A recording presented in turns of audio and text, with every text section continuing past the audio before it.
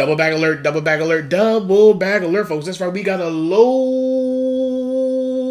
episode full of twists and turns, hot takes, truth bombs, and more, okay? Jeremy Ruckert and Jacoby Myers get paid. Brandon Aiyuk and the 49ers are headed to a divorce. Tua gets benched. Falcons and Bucs recap. Chargers and Chiefs recap. Bills and Patriots recap. Packers and Browns recap. And Dolphins and Steelers recap, okay? All of this and more on the 101 episode of Football Junkies podcast, okay? I am your host with the most, all right? I'm your chief back row dominance. That's right, chief, head of the table, anything and everything related to the bag, rumors to the bag, and more. I am your hopium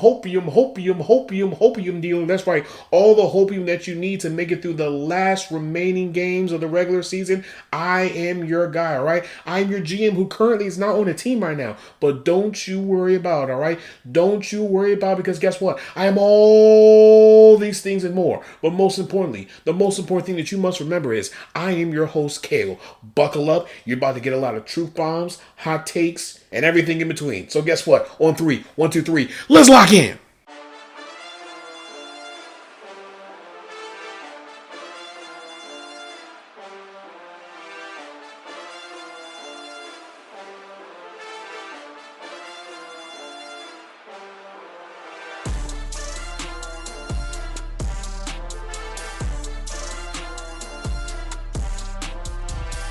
All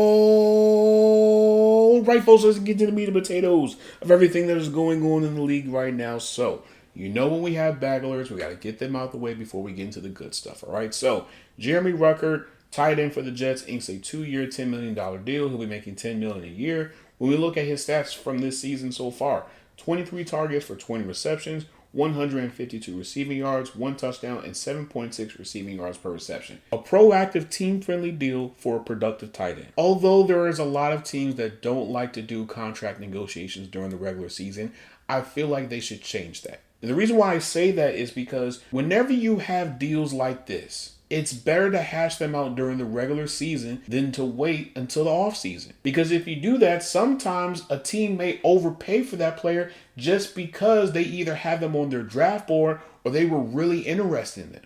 So rather for you to do that, you could just hash it out during the regular season. It's going to save you some money while at the same time create more money for the cap next year. Proactive versus reactive. Come on, guys. Now, Jacoby Myers, wide receiver for the Jacksonville Jaguars, inks a 3-year, $60 million deal, $40 million guaranteed. He'll be making $20 million a year. When we look at his stats from this season so far, 87 targets for 60 receptions, 707 receiving yards, 3 touchdowns, and 11.8 receiving yards per reception. So here's a few junkie nuggets with Jacoby Myers, okay? Since the start of last season, Jacoby Myers has a 1.4% drop rate. That's 3 drops on 216 targets. Among players with 150 plus targets in that span, A.J. Brown and Trey McBride have lower drop rates according to the 3013. Now, since being traded, the Jags are 5-1 since acquiring Jacoby Myers, according to U Stadium. Now, think about that for a second. Because I know I'm going to have to take back what I said about them when it came to the trade deadline and whatnot. But at that time, nobody said anything about the Jaguars and Jacoby Myers possibly working out a deal.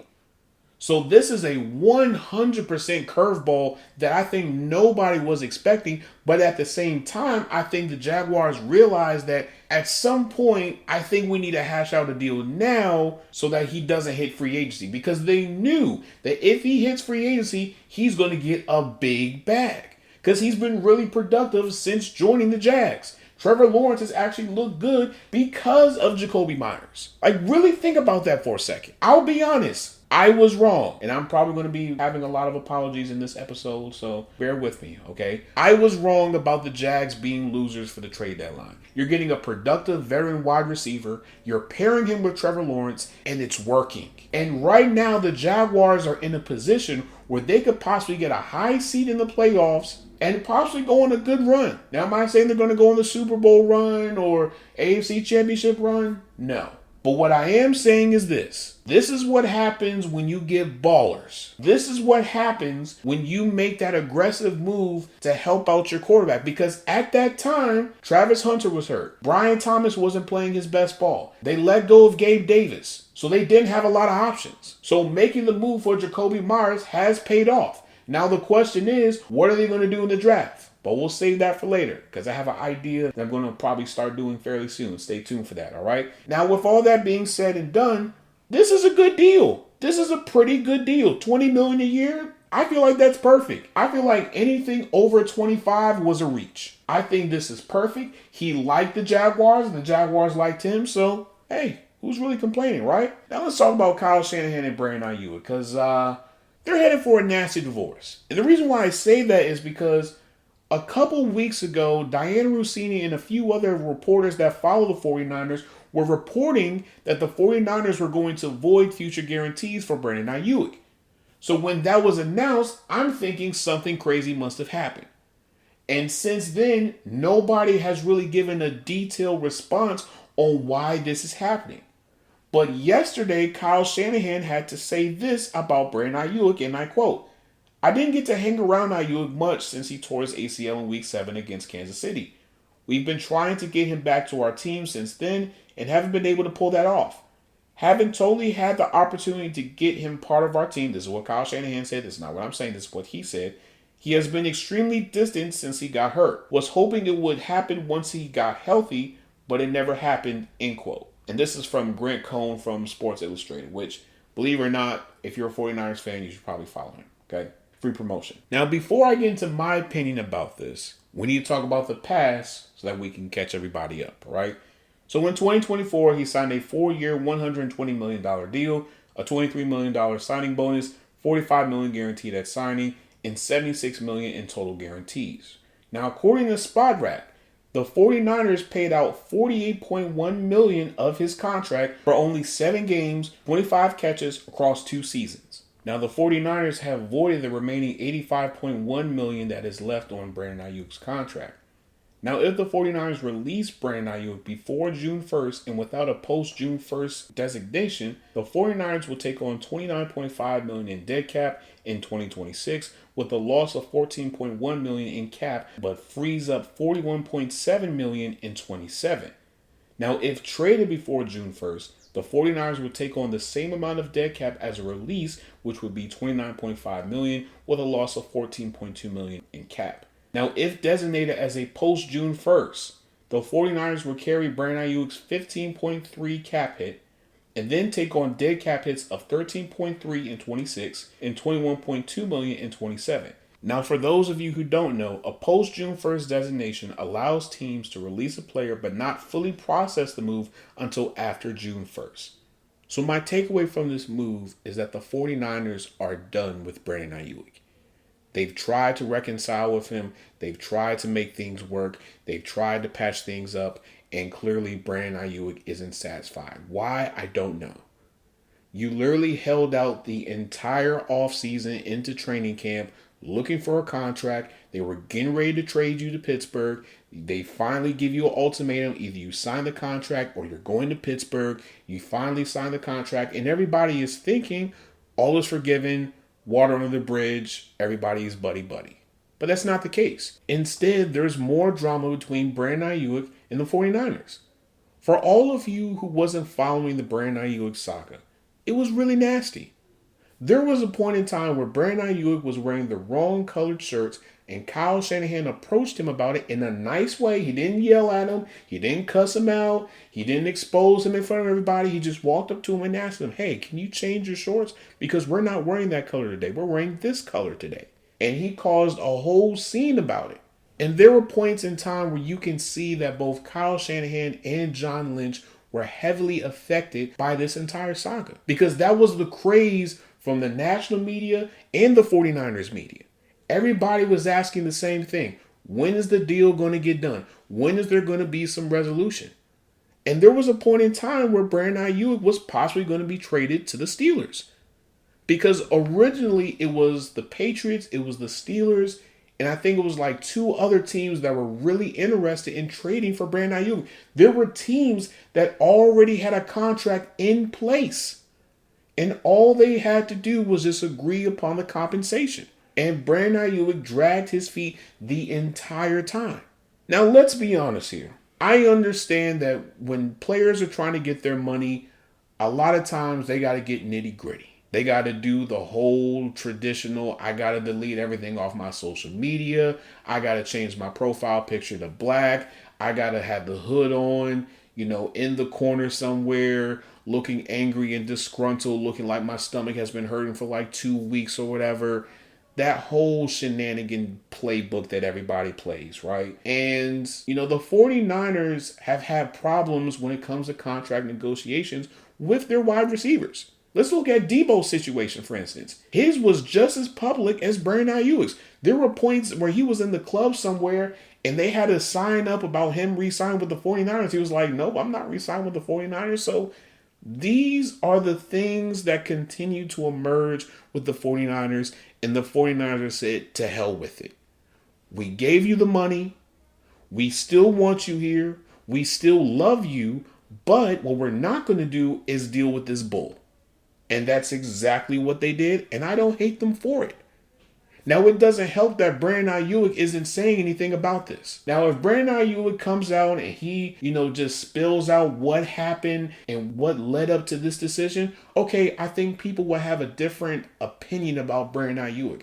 But right now, he looks like the villain in this story. And it doesn't help that right now they need Brandon Aiyuk, because all they have is Jawan Jennings and Ricky Pearsall and Kendrick Bourne. Now, Kendrick Bourne and Jawan Jennings are doing their thing. Ricky Pearsall can't stay healthy. But this is when you would need your $30+ million wide receiver to come in and do his thing. But clearly, he doesn't want to be there. And this is a conversation that I was having with somebody on Twitter, GM Kale, for all of those who want to follow me, GM Kale, Kaile. That's where I do a lot of my interactions with a lot of fan bases. And the person was simply saying, oh, the Steelers dodged a bullet by not signing Brandon Aiyuk because they will be dealing with this drama and foolishness. And I had to break it down to him and say, listen, you have to look at it from Brandon Aiyuk's perspective. He's stuck between staying on a team that is very competitive and can possibly win a Super Bowl, or going to a team that's nowhere near a Super Bowl contender, let alone a playoff contender.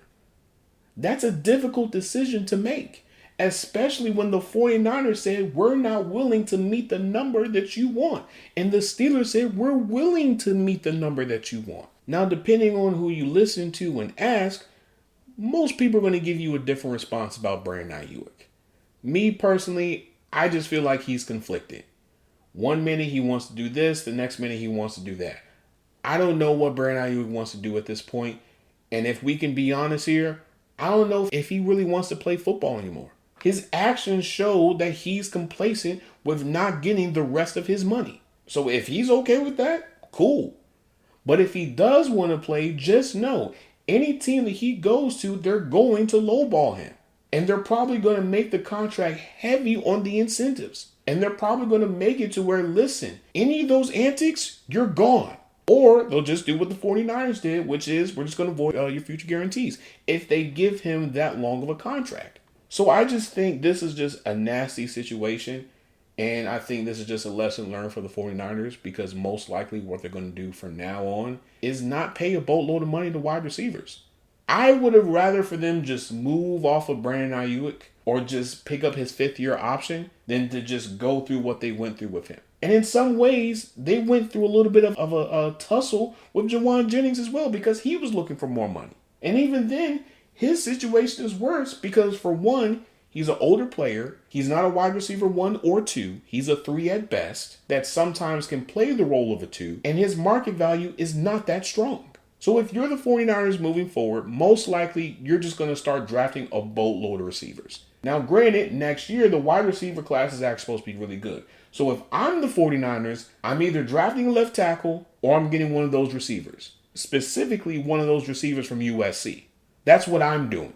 I'm just going to just flood that position with cheap talent. Because what I'm not going to do is go through the same conundrum that I just finished going through with Deebo Samuel, a little bit of Jawan Jennings, and Brandon Aiyuk. But on to Tua getting benched. So for those of you who don't know, Mike McDaniel has made the decision to bench Tua, and Quinn Ewers is now the starting quarterback, and Zach Wilson will back him up. So this is what Tua had to say, and I quote, "Naturally, I'd say I'm disappointed. It's a normal human emotion. Outside of that, I got to do my part. My role here right now is to help whoever the quarterback is going to be for this team, to lead this team, Help him in whatever way I can to help the team win this game on Sunday, end quote. And that quote came from Eric Richter of the New York Post. So let's just talk about this whole situation with Tua, okay? Now, according to Spot Rack, if the Dolphins are unable to find a trade candidate, then the Dolphins will designate this as a post-June 1st release. Now, $99.2 million of dead cap is currently attached to the deal, including $54 million of fully guaranteed salary. Tua's 26 cap hit is $56.4 million with a $15 million option bonus that may be exercised in March. Now, if they designated this as a post-June 1st transaction, $67.4 million of Tua's money will become dead cap, and $31.8 million of that will become dead cap in 27. Even with the post-June 1st designation, the Dolphins would lose $11 million in cap. Now, the Dolphins could convert $54 million of Tua's money into a signing bonus prior to a post-June 1st designation, which will result in $27 million of his salary being converted with a cap hit of $46.8 million and a dead cap of $45.8 million in 26, and then a $53.4 million dead cap hit in 27. So with that being said, let's just unpack this entire situation. Now, was this expected? Yes, to some degree. And the reason why I say that is because Tua did not have a good game against the Steelers, which I know we're going to talk about them towards the end of the podcast. He wasn't able to push the ball down the field. He wasn't aggressive when he needed to be. He was holding on the ball for too long. He just was bad. And I understand that prior to the Steelers game, they were on a 4-game winning streak, and there was a chance that they could make it into the playoffs and whatnot. But after that Steelers game, Mike McDaniel probably had no choice but to bench him. Now, with this move, this most likely means that they're just done fighting. They're going to give up, and they're going to try to see if they can get a high enough pick to address whatever position that they're going to address next year, and just go from there. But the question is this. If you fire Mike McDaniel and you bring in a new head coach and GM, what are they going to do with Tua? Because it doesn't help that next year's draft class for quarterbacks is not good. And it's starting to shape up that Fernando Mendoza may be the only quarterback that's going to be drafted in the first round next year. So if that's the case, you're going to have to stick with Tua, because there's no other options in free agency that you can get. Daniel Jones is probably going to go back to the Colts. Sam Darnold is staying with the Seahawks. Kyler Murray probably doesn't want to go to the Dolphins. Kirk Cousins doesn't want to go to the Dolphins. So who would be an upgrade over Tua? At this point, you may have to keep him just so you can try to figure out the financial part of his contract.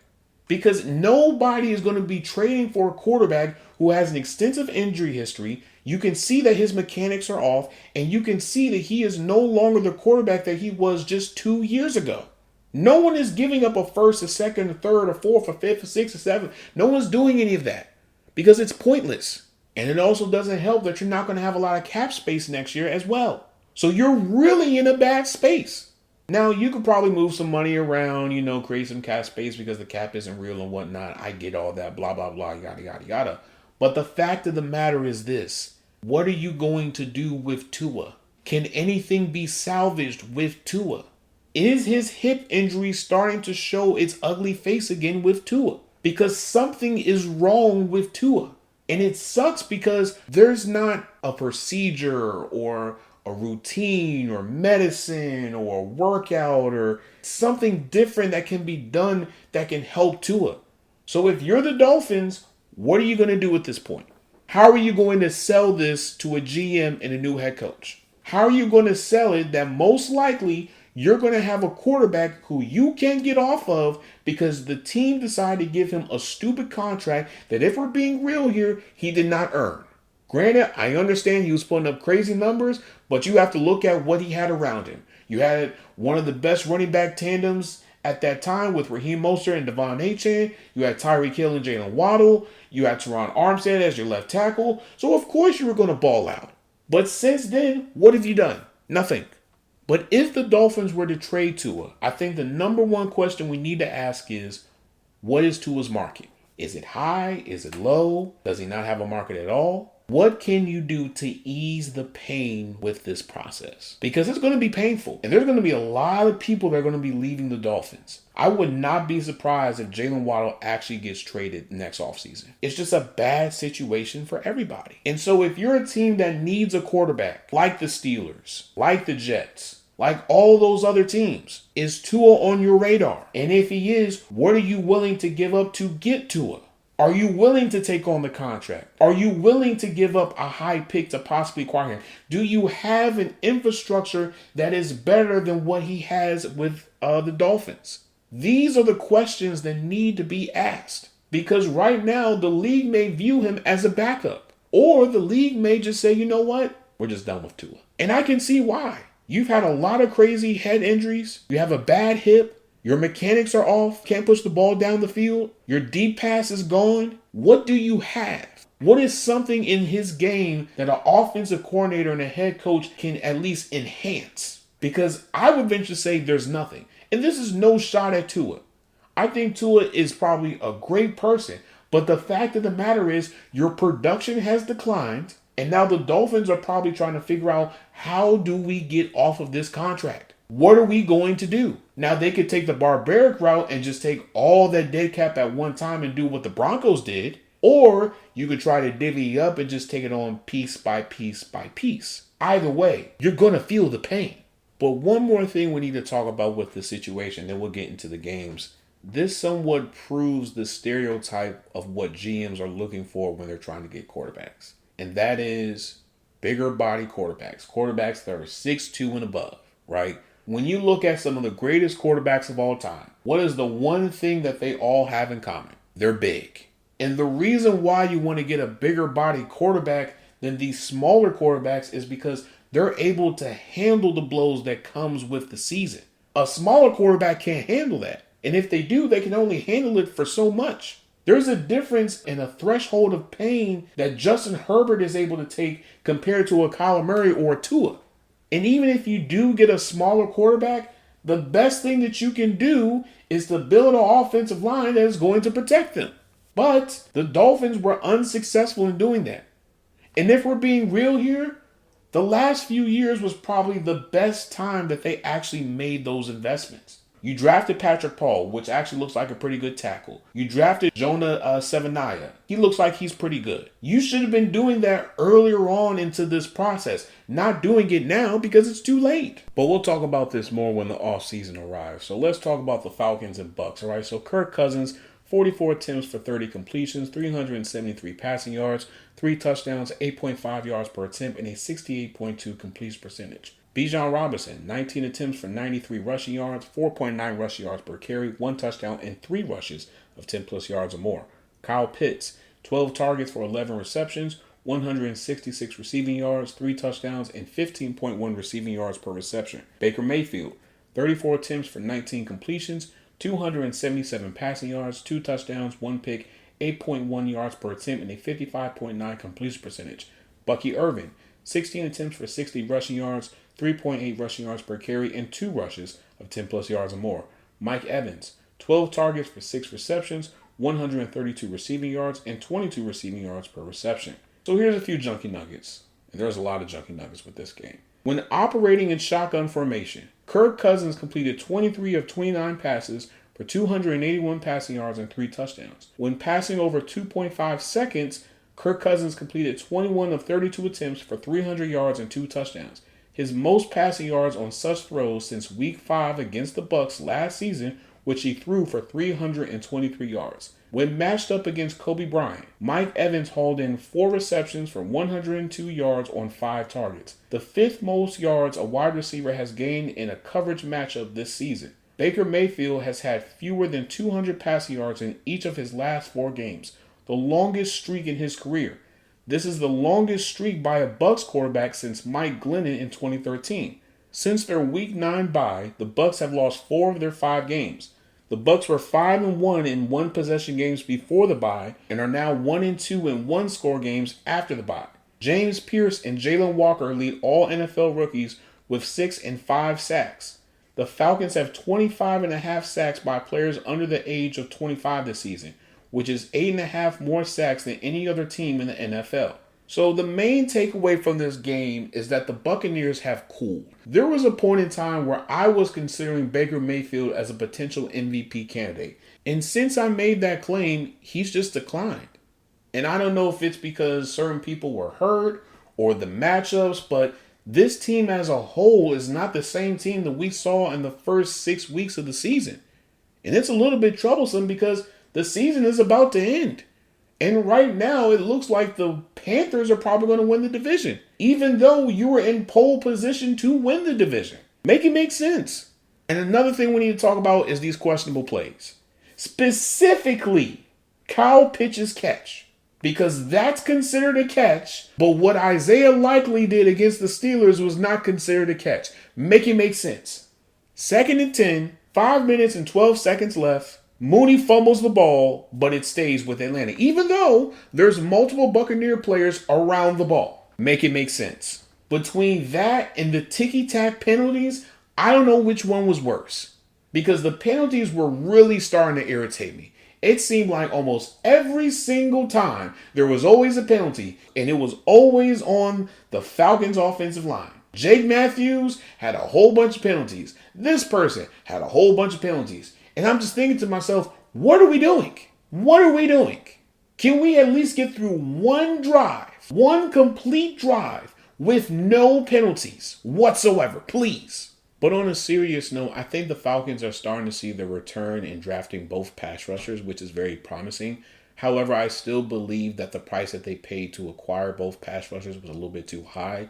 And the reason why I say that is because there's most likely a chance that you're going to have to draft a quarterback within the next 2 years. And with you not having that first round pick, what are you going to do? Because you needed that first round pick. It'll be different if the team was already built up, there wasn't a lot of holes on your team, and all you need to do was just address that one position, and there was a player that you really, really, really wanted. Okay, fine, no problem. But that's not the case. You still have other positions of need that you needed to address. And there's a good chance that you could possibly address it in next year's draft class. But you can't do that now because why? The Rams now have your first round pick. So with that first round pick, they can either address something on offense, on defense, or possibly flip it for another first round pick in 27. That's the only knock that I have against the Falcons. Outside of that, I think they played really well. Defensively, they were going after Baker Mayfield. And the Buccaneers didn't have an answer for it. And at times, it made you wonder, should they rely more on the run game? Should they try to at least scheme up something a little bit different? Should they try to get Chris Godwin involved? Should they try to get Emeka Buka involved? What can they do to get back on straight street? Because I don't know what's happened, but they've just fallen off. And I'm talking about tenderism falling off. If you know, you know. I'm trying to be humorous about this, but at the same time, I'm trying to be serious. Because it's really saddening to see that this really good roster is just falling off a cliff. Even though just a couple weeks ago, I was talking very high about them. I was thinking, oh, they're going to run away with this division and they're going to face the Eagles or the Lions or whoever else is in the NFC and whatnot. But clearly that's not the case. So what's going to happen? Better yet, what needs to happen? One more thing I want to bring up about this game. Falcons fans, if Raheem Morris finds a way to win out, even though you guys aren't going to make it in the playoffs, do you feel like that's enough for him to keep his job? Y'all let me know on our YouTube at Football Junkies Pod, all right? Now on to the Chargers and Chiefs game. So Justin Herbert, 29 attempts for 19 completions, 210 passing yards, 1 touchdown, 1 pick, 7.2 yards per attempt, and a 65.5 completion percentage. Omarion Hampton, 15 attempts for 61 rushing yards, 4.1 rushing yards per carry, and 1 rush of 10 plus yards or more. Oronde Gadsden, the second, 5 targets for 4 receptions, 61 receiving yards, and 15.3 receiving yards per reception. Patrick Mahomes, 28 attempts for 16 completions, 189 passing yards, 1 pick, 6.8 yards per attempt, and a 57.1 completion percentage. Gardner Minshew, 5 attempts for 3 completions, 22 passing yards, 1 pick, 4.4 yards per attempt, and a 60% completion percentage. Isaiah Pacheco, 11 attempts for 21 rushing yards, 1.9 rushing yards per carry.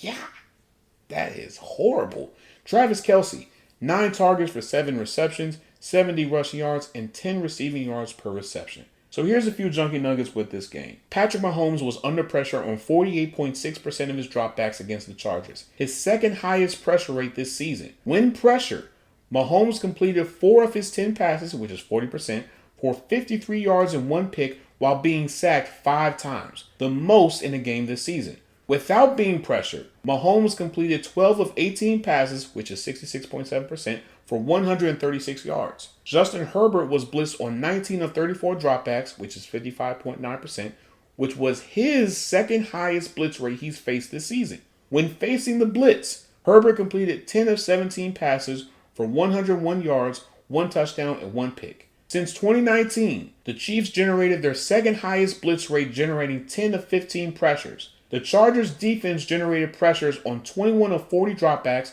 which is 52.5% against the Chiefs, despite blitzing only twice. Khalil Mack and Tuli Tuipulotu generated 8 of 7 pressures, while both generating pressure rates of 20%. Odafe Oweh and Tuli Tuipulotu each recorded 2 sacks, while 9 different Chargers defenders recorded a pressure. Since being traded to the Chargers, Odafe Oweh has generated a 14.1 pressure rate. We're going to put a bookmark on that for just a moment. My main takeaway from this game is that the Chargers are heating up at the right time. This is the point where a lot of teams either heat up or they cool off. And right now, if you're Pittsburgh, if you're the Bills, if you're any of those AFC teams that may have to face the Chargers, I don't know if you really want to do that. Because defensively, they're on fire. And offensively, Justin Herbert has been cooking. And that run game low-key has been cooking as well. Greg Roman, I see what you're doing, my boy. I see what you're doing. And mind you, Justin Herbert is doing this without his starting tackles. If you would have told me that the Chargers will be playing the way that they've been playing without their starting tackles, I would have called you a liar. But Justin Herbert has been able to adapt with it, make it work, and win. And that's a good sign. But it's also a dangerous sign as well. Because then that means he's playing with house money. So anybody that he faces, you about to get the business. Steelers, I really hope you guys don't have to face the Chargers. I really do, because I don't want to see that, honestly. But we're not talking about that, okay? All jokes aside, though, I think we need to have an honest conversation about the Chiefs. And I know most people have been hearing about it from, different platforms and whatnot. Oh, is the dynasty over? Is it over? What are they going to do now? I'm here to say that the Chiefs dynasty is over. Yes, I still have my GM hat on. Yes, we're going to go a little bit deep about the Chiefs. Although Patrick Mahomes got hurt, I think this was the perfect moment to have this conversation with the Chiefs. Because what we've seen in the last few years is that they have been declining significantly. And I think at this point, it's time for you to make a significant change. It's time for you to let go some of these veteran players go that have value and just rebuild this team. What you have right now offensively is not good enough. When you compare this Chiefs offense, or better yet, the last 2 years of the Chiefs offense, compared to the first 3 years of the Chiefs offense, this offense right here would get crushed. And granted, I understand they don't have a whole lot of talent. They don't have a Tyreek Hill and whatnot. But you would have thought by now that Xavier Worthy would have taken that next step. You would have thought Rashee Rice and Hollywood Brown would have taken that next step. You would have thought somebody in the tight end room would have taken that next step. But clearly, nobody has it. The run game has significantly regressed.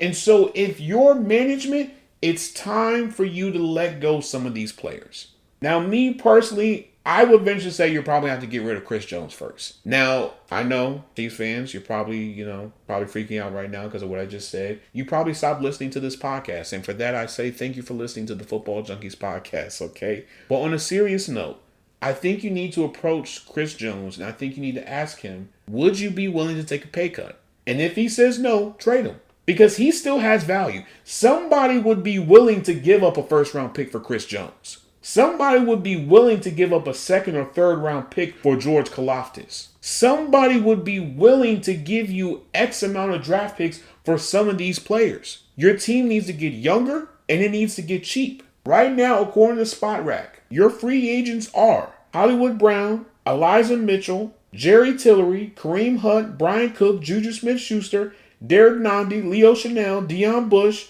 Robert Tonyan Jr., Gardner Minshew, Janorius Robinson, Tyquan Thornton, just to name a few.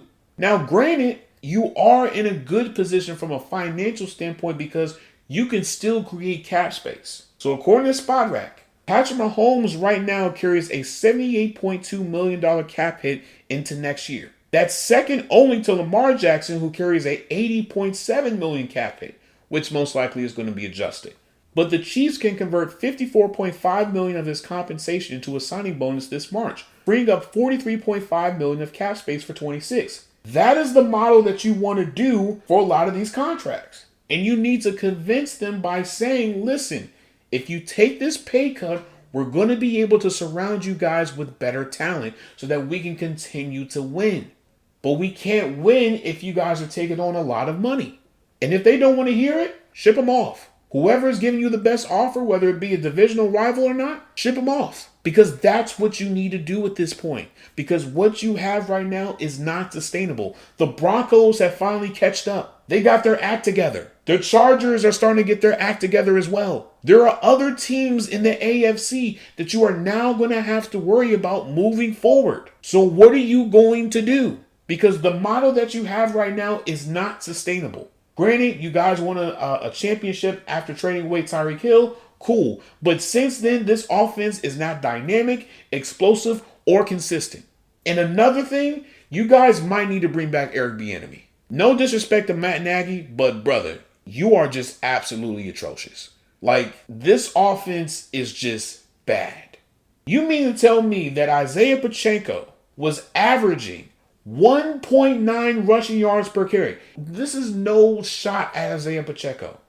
This is not me saying that he went up against the Steel Curtain or the Four Horsemen or whatever. But are you serious? 1.9 rushing yards per carry? That means your rushing game was just non-existent. You need to surround Patrick Mahomes with more reliable weapons. The speedy receiver model is dead. You need to be going after some Nick Harbors of the world, Denzel Bosses of the world, Mekhi Lemons, Cardinal Tates, just to name a few. Those are the people that you need to be concerned about. Because the speedy receivers, it don't work no more. You have Xavier Worthy. And what has he done? What has he done that makes you think that he is wide receiver one? Be honest. What are you going to do with Trent McDuffie? That's a lot of money that you're going to have to pay him. Are you going to be willing to pay him? Because the quarterback room that you have right now isn't sustainable. You have a lot of tough decisions that you have to make moving forward. And I think if you're Andy Reid, you're going to buy into the process. But if you feel like the process is just a little bit too slow for you, then just walk away. Because right now, you have solidified yourself as one of the greatest head coaches of this era. You are going to be a first ballot Hall of Famer without question. I would rather for you to just ride off into the sunset than for you to stay way too long. But again, this is why we have to appreciate the Patriots model, because they were not only coaching well, but they were convincing players to take less. And by taking less and trading away players 2 years earlier than 2 years later, they were able to sustain long-term success. The number one thing that messed up the Chiefs was when they paid Patrick Mahomes a bunch of that money, Travis Kelce a bunch of that money, and then Chris Jones a bunch of that money. Granted, I understand those are the three faces of this team. And I understand without those three faces, a lot of people are not going to want to go to the games and buy those jerseys and merch and whatnot. But at some point, you have to draw the line and have to say, I understand what you want, but are you trying to win more championships or are you trying to stuff your pockets? Because if you're trying to win a championship, you know what you got to do. Look at Tom Brady. Look at Gronk. Look at Julian Edelman. They don't have to work another day in their life if they don't want to. Because you know why? Every time they go on a show, every time that they go on a podcast, every time that they make appearance, what do they say? 3-time Super Bowl champion, 6-time Super Bowl champion, 7-time Super Bowl champion. That's the first thing that they say about them. And that title alone is money. But we're going to talk about that when the offseason comes. Let's talk about the Bills and Patriots. But before we do that, we got to pay some bills. Pardon the interruption, but this is your GM, your bag road Dominus, here to talk about RSS.com, all right? So if you guys already don't know, I am a RSS.com affiliate, and so I just want to tell you for just a quick moment about why you should choose RSS.com. So me personally, on my journey of podcasting, I was looking at different platforms just to find the right place. And I looked here, I looked there, I looked everywhere, but I checked out RSS.com and it was the best decision I ever made. From low prices to interactive analytics to as well as helping you with your distribution. RSS.com does it all. They just started a Slack channel where you can network and interact with other podcasters and even get some insightful tips on how you can increase your podcast even more. Also, RSS.com just launched their paid ads program. So now you can get paid for posting your content. All you have to do is just have 10 downloads and you're qualified for it. Who would want to get paid for doing something that they're passionate about doing? So head on over to RSS.com. I will be attaching my RSS affiliate link within the description. When you click on that link, I will be able to receive some compensation for it. And with that compensation, I will be able to give you guys a better product. A lot of that money will go towards upgrading the microphones, computers, new subscriptions for more analytical information that we can use for future podcasts, all of that and more. Thank you for your support, and thank you RSS.com for making me an affiliate. Now back to the good stuff. And we're back, folks. So I know I was supposed to talk about the Bills and Patriots game, but there was a few things that I forgot about the Chiefs game. So for starters, the Chargers clearly won the Odafe Oweh trade. Now I know in previous episodes I've said every time a pass rusher leaves Baltimore and goes to another team, they have success. And that is true. And we're seeing that with Odafe Oweh. Here's a stat for you. During weeks 1 through 5 with the Ravens, Odafe Oweh pressure rate was 13%. Now, during those same weeks, Odafe Oweh didn't record a sack, but since being with the Chargers, has 4 sacks over the last 4 weeks with the Chargers, and has a 40% pressure to sack conversion rate. You don't believe me? Here's another stat. Since being traded to the Chargers, Odafe Oweh has generated a 14.1% pressure rate. The proof is in the pudding here, folks. Something clearly is wrong with the Ravens. Because when he was on the Ravens, he really wasn't that good. He wasn't able to showcase his skill set. But since being with the Chargers, he's been going off. And I know people are going to say, well, of course you're going to go off because you have Khalil Mack, you have this person, that person. But Odafe Oweh was creating pressure just by himself. Same thing as the other pass rusher and Khalil Mack. They were going after Patrick Mahomes. And he didn't have an answer for it. And if we're being real here, I would venture to say this is probably, well, let's see. I can't even remember now to think about it. This is probably the 1 year where I've seen Patrick Mahomes run a lot. Usually he'll do it in spurts and he'll usually do it like in the playoffs, but every chance he gets, he's just escaping the pocket. And I think a lot of that had to do with, people not getting open, and defenses now have the personnel and they now have something in place to counteract Patrick Mahomes. But again, we're going to save that for the offseason. Okay, so let's talk about the Bills and Patriots. All right, this time for real, we're going to do it. All right, so Josh Allen, 28 attempts for 19 completions, 193 passing yards, 3 touchdowns, 6.9 yards per attempt, and a 67.9 completion percentage. James Cook, 22 attempts for 107 rushing yards, 4.9 rushing yards per carry, 2 touchdowns, and 3 rushes of 10-plus yards or more. Khalil Shakir, 5 targets for 5 receptions, 65 receiving yards, and 13 receiving yards per reception. Drake May, 23 attempts for 14 completions, 155 passing yards, 1 pick, 6.7 yards per attempt, and a 60.9 completion percentage. Travion Henderson, 14 attempts for 148 rushing yards, 10.6 rushing yards per carry, 2 touchdowns, and 2 rushes of 10-plus yards or more. Mac Hollins, 8 targets for 4 receptions, 41 receiving yards, and 10.3 receiving yards per reception. So here's a few junkie nuggets. The Bills are 10-1 when James Cook rushes for over 100 scrimmage yards, and are 0-3 when he has fewer than 100 rushing yards. The loss to the Bills was the first game the Patriots allowed over 27 points. The Patriots have allowed 23 or fewer points in 12 of the first 13 games this season. The Patriots allowed a season-high 168 rushing yards against the Bills, the first game allowing over 140 rushing yards this season. In the first half, Josh Allen averaged 2.4 air yards per attempt, but in the second half, Josh Allen averaged 9.8 air yards per attempt and completed 4 of 7 downfield passes for 91 yards and 1 touchdown. He also had 11 carries for 48 rushing yards, including 32 rushing yards on 3 design runs. On short passes, Drake May completed 11 of 13 attempts for 89 yards, but struggled downfield, going 3 for 9 for 66 yards and a pick on passes over 10 air yards. May also ran for 43 rushing yards and 2 touchdowns. Now, with that being said, let's unpack this game because there's a lot to be said about this. For starters, I really believe that the Patriots had choked this game away. But when I actually looked at the game again, I was like, the refs may have cheated them out of this game.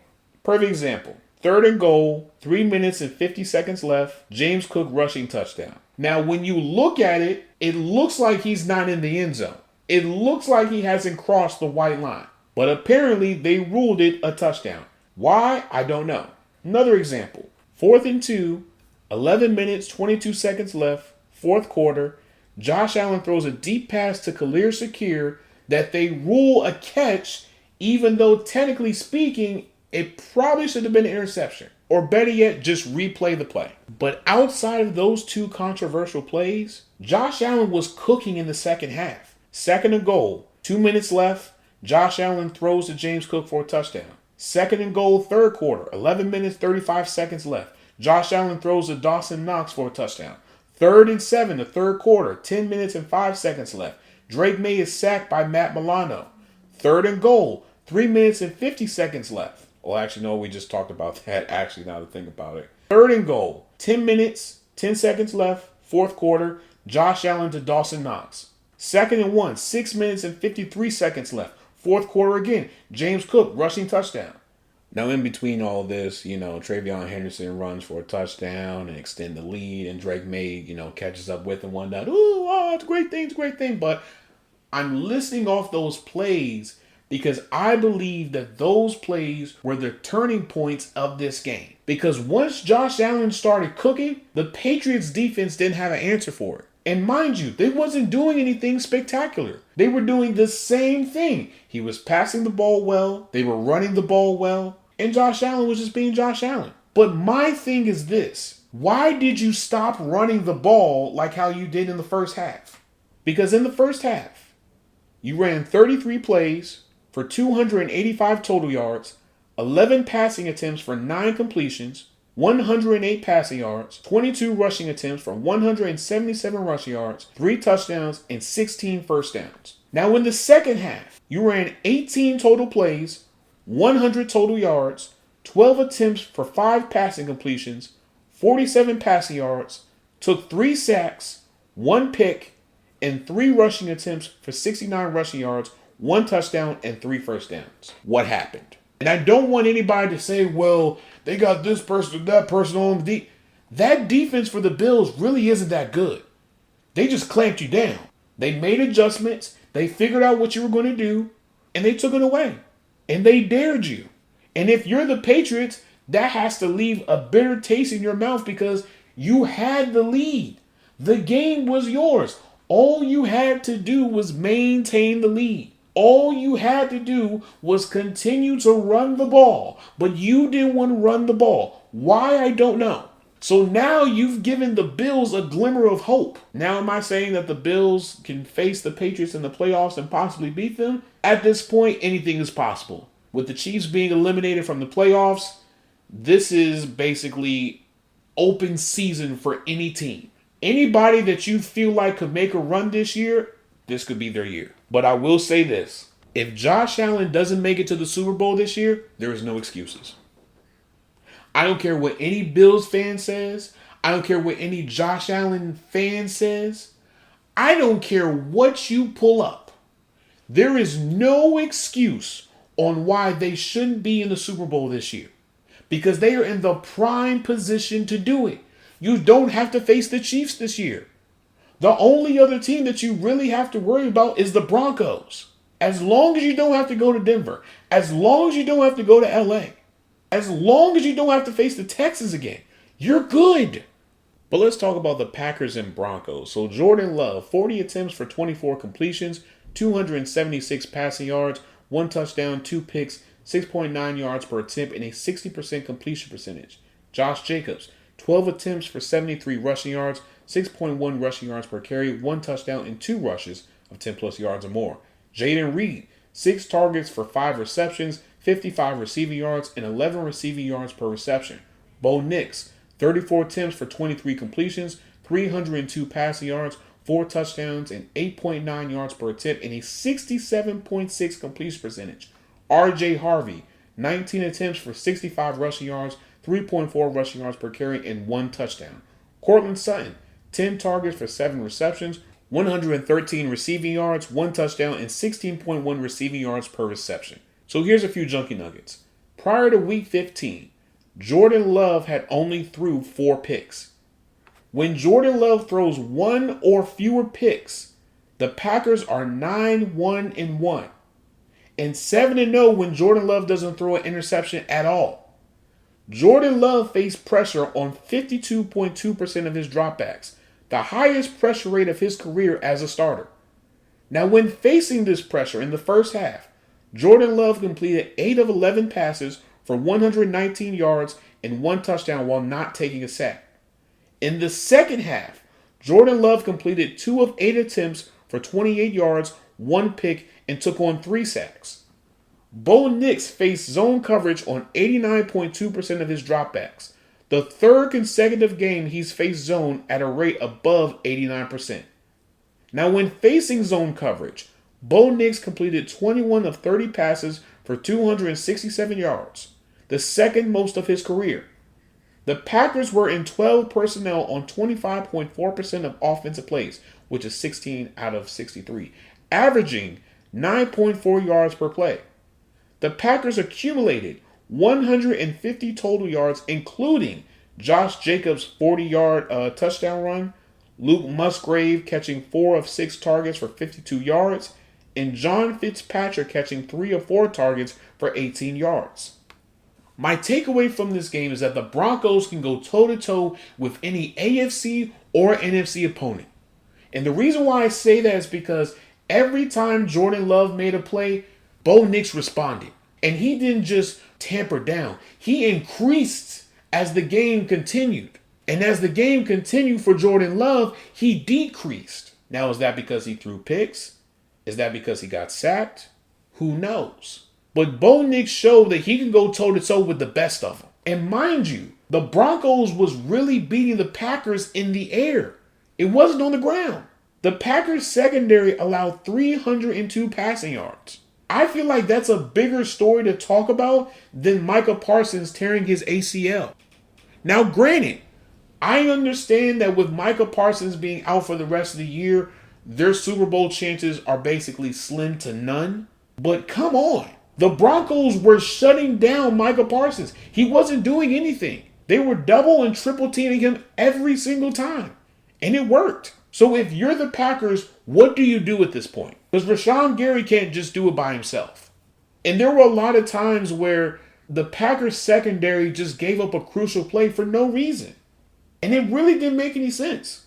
Let me just read off to you some of the plays that I feel like were the turning points in this game. 3rd and 10, 3rd quarter, 5 minutes and 36 seconds left. Jordan Love gets sacked by Jonah Ellis. 2nd and 10, 2 minutes and 34 seconds left. Bo Nix to Troy Franklin for a first down.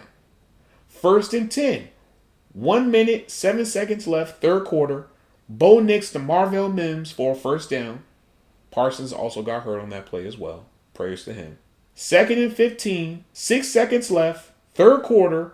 Bo Nix to Troy Franklin. The 2-point conversion failed. 4th and 3, 9 minutes and 3 seconds left, 4th quarter. Bo Nix to Courtland Sutton for a first down. 1st and goal, 7 minutes, 32 seconds left, 4th quarter.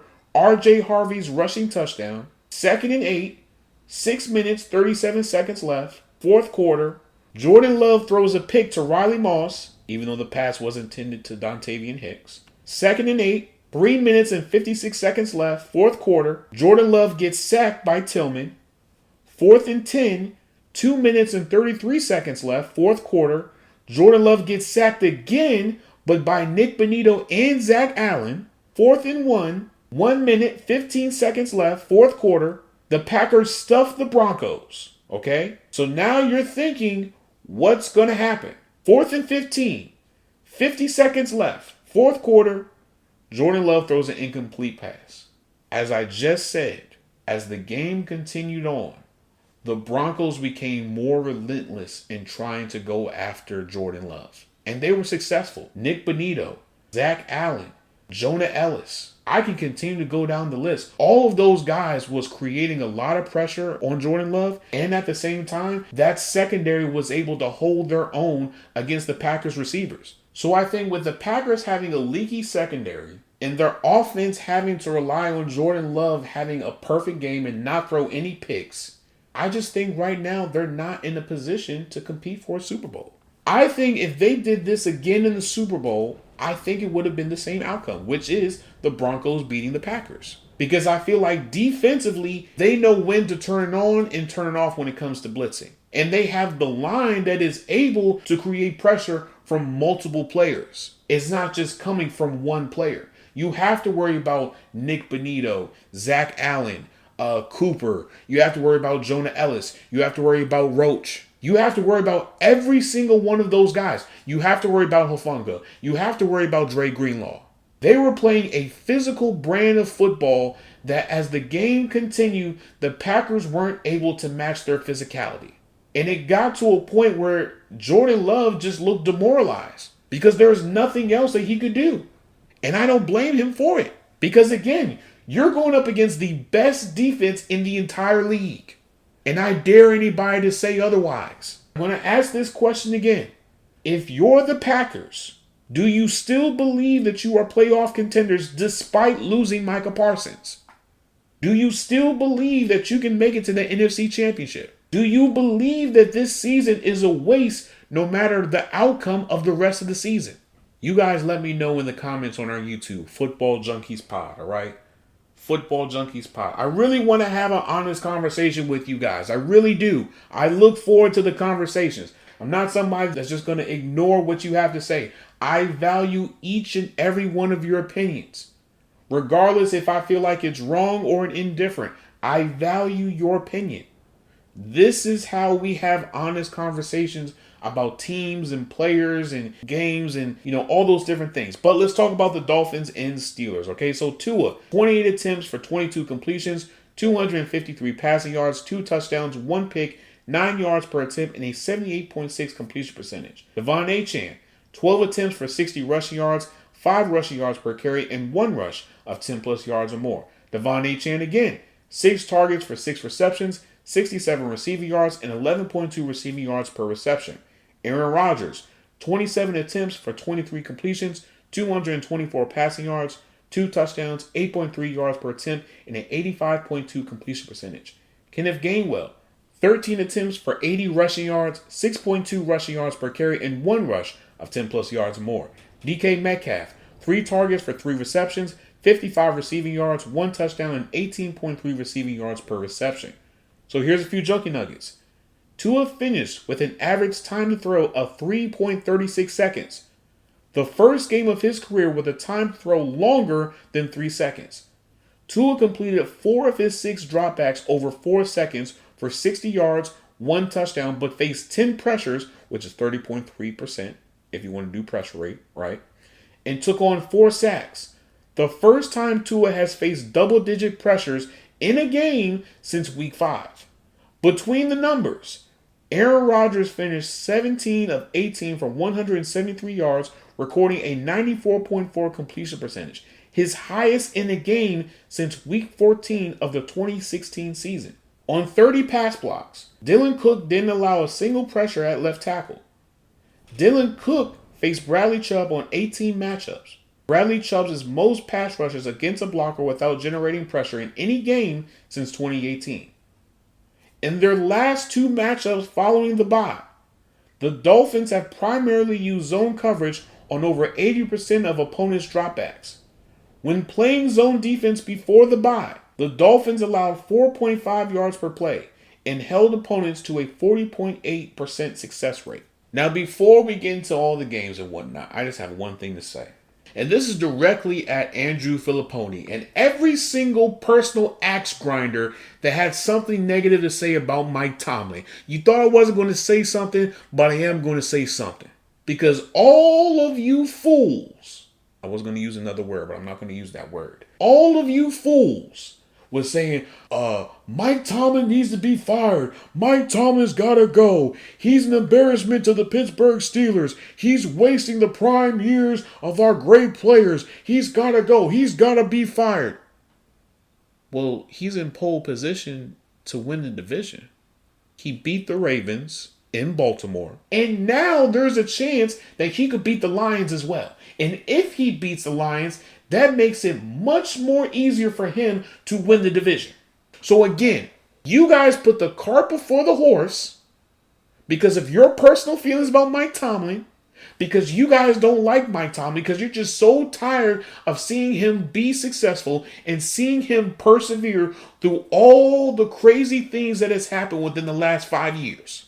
Just say it. I would rather for you to say that than for you to go on your platforms and say, Mike Tomlin's got to go. He needs to be fired. Fuck Mike Tomlin. Mike Tomlin's a punk. He's a no good coach. He's a horrible coach. What you want to say now? What you want to say now? I just want to know. What you want to say now? I'm going to ask again. Name me one head coach that is able to do the exact same thing that Mike Tomlin has been able to do in the circumstances that he's been in for the last 5 years. I don't know a lot of head coaches that would be able to still carry teams to the playoffs and still have winning records with Kenny Pickett.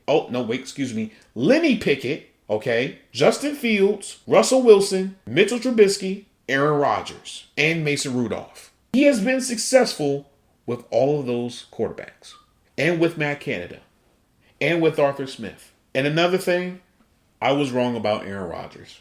Now, do I take back anything that I've said about Aaron Rodgers in the offseason? No. I still will stand 10 toes down on everything that I said. And I still believe to this day that Aaron Rodgers should have committed to the Steelers earlier just so he can really be around everybody. Now, I understand that, he was going through things and whatnot, and, he's still playing really well, but I just would have wanted to see that. This was the Aaron Rodgers that I wanted to see. If you would have told me that Aaron Rodgers would be a class act professional from the start of the season till now, through everything that he's gone through periods of the offensive line not blocking well, and him breaking his wrist, and, the team losing and whatnot, and the offense underperforming at times, if you would have told me that he would still be a professional like how he is, I would have called you a liar. And, kudos to Aaron Rodgers for really turning over a leaf and really proving the naysayers that, hey, despite what you guys think about me, I am a good guy. I'm a really cool guy.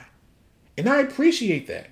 Now, he's had his moments where he's been a little bit critical of certain people and, in different questions that have been asked about him. But overall, he has been a breath of fresh air for the Steelers.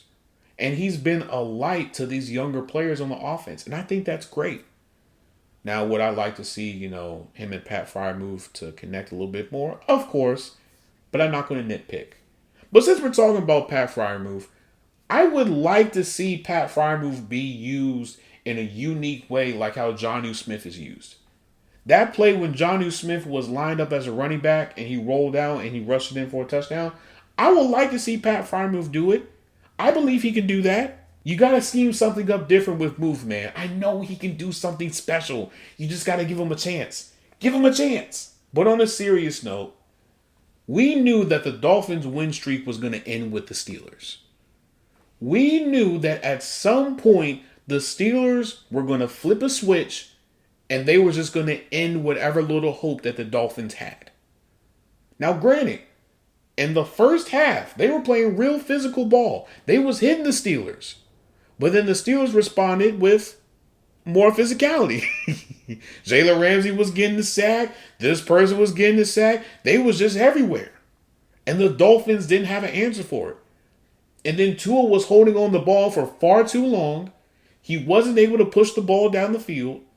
And the Steelers limited Jalen Waddle. Or better yet, they eliminated Jalen Waddle and Devon Achane. And by the time they started to get something going, the game was essentially over. The Steelers had a significant lead, and the Dolphins knew that they couldn't make a comeback.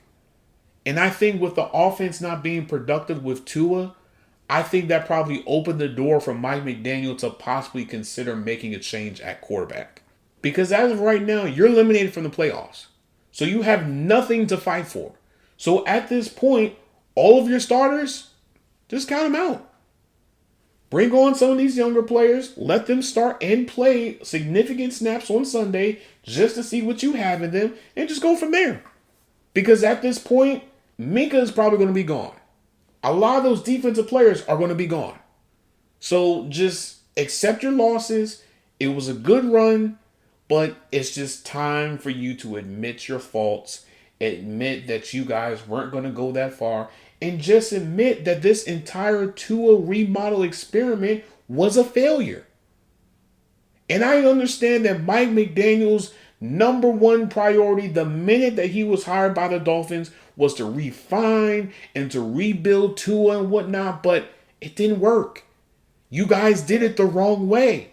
You guys can throw a boatload of money at Teron Armstead and Tyreek Hill and Jalen Ramsey and this person and that person and think that you have a competent team. It doesn't work like that.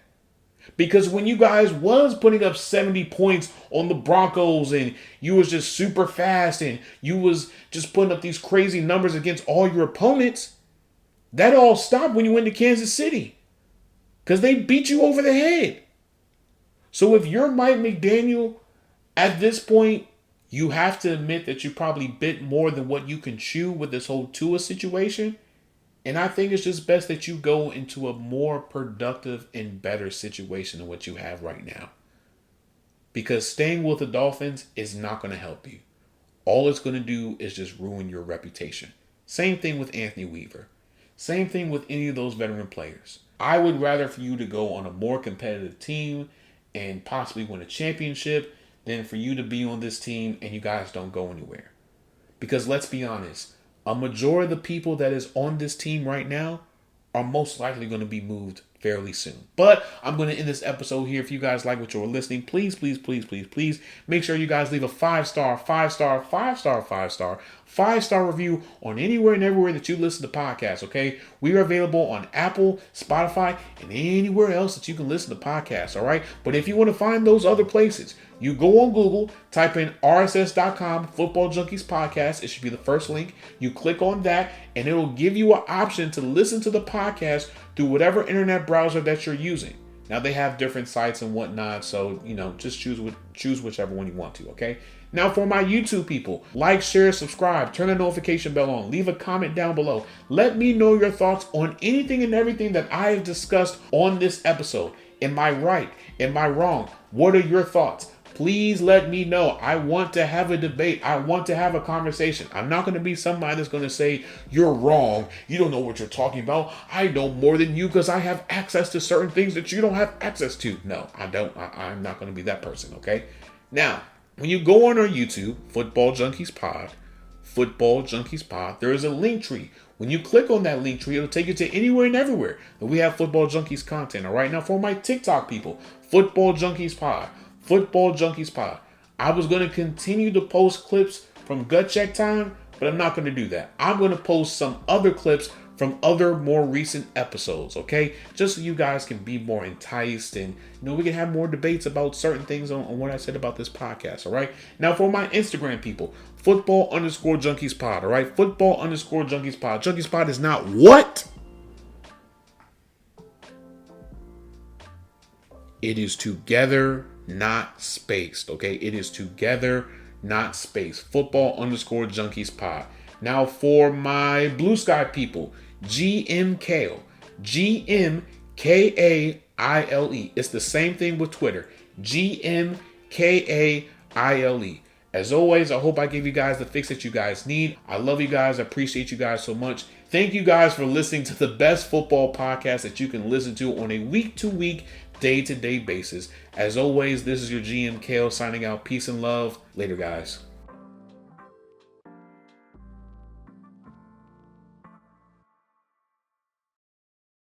And another another thing, you thought I wasn't going to talk about the Steelers offense. I am going to talk about the Steelers offense because Aaron Rodgers was cooking. DK Metcalf was cooking. Everybody was cooking. And we also have to talk about Cam Hayward trying to do TJ Watt celebration, and he couldn't even get his leg up that high.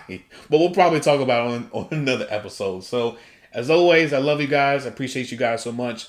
Stay tuned. We may be talking about college football in the next episode because Ty Simpson plays tonight with Alabama, and then Dante Moore plays on Saturday. So maybe by then we'll probably have a little bit more understanding on who's declaring for the draft and who isn't. We'll talk about all of that and more. So as always, I love you guys. Peace and love. Later.